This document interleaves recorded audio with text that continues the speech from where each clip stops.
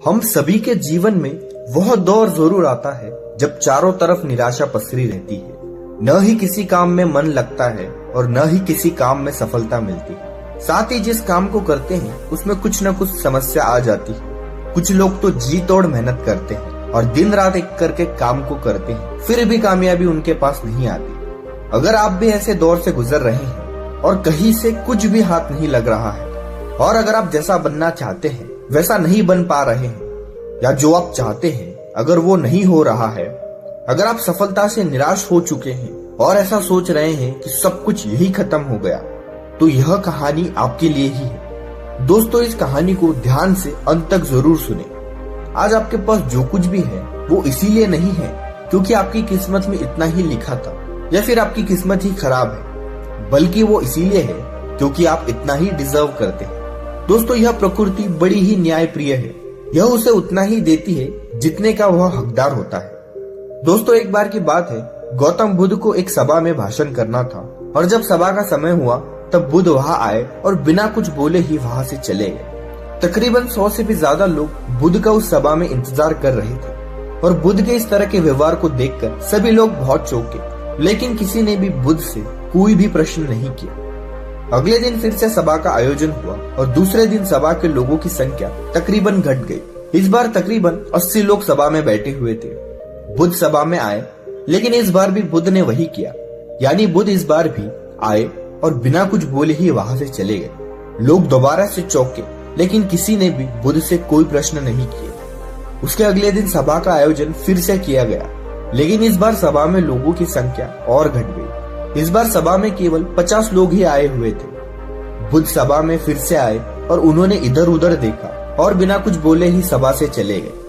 उसके बाद कुछ लोग क्रोधित भी हुए क्योंकि लोग अपना काम छोड़ छाड़ कर आए हुए थे, लेकिन किसी ने भी बुद्ध से कोई प्रश्न नहीं किया। अगले दिन फिर से सभा का आयोजन हुआ, लेकिन इस बार सभा की संख्या और ज्यादा घट गई थी, यानी इस बार सभा में सिर्फ 30 लोग ही थे।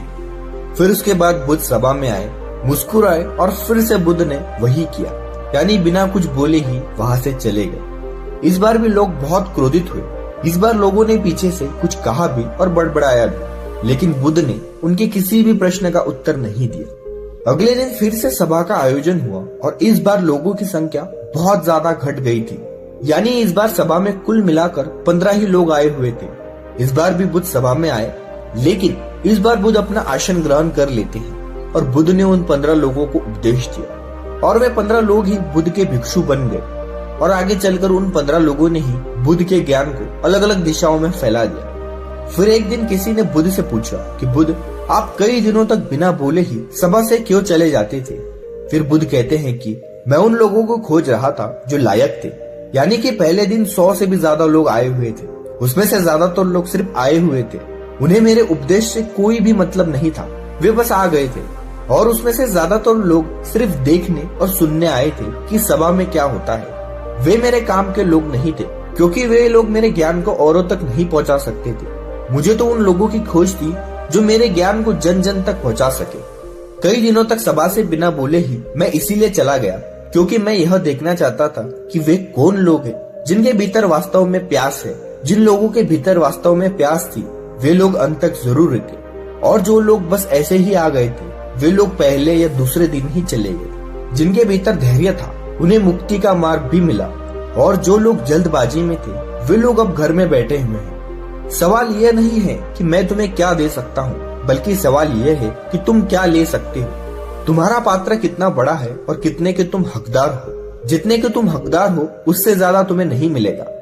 फिर वह व्यक्ति बुद्ध से पूछता है कि बुद्ध, लायक कैसे बने? फिर बुद्ध कहते हैं कि धैर्य के द्वारा। जिस व्यक्ति के अंदर धैर्य है वह अपने जीवन में कुछ भी पा सकता है। सभा में जितने भी लोग आए हुए थे उसमें से अंत तक वही रुके जिनके अंदर धैर्य था। चाहे तुम्हारे जीवन में तुम्हारा लक्ष्य जो कुछ भी हो, लेकिन तुम बिना धैर्य के सफलता के चरम तक नहीं पहुंच सकते।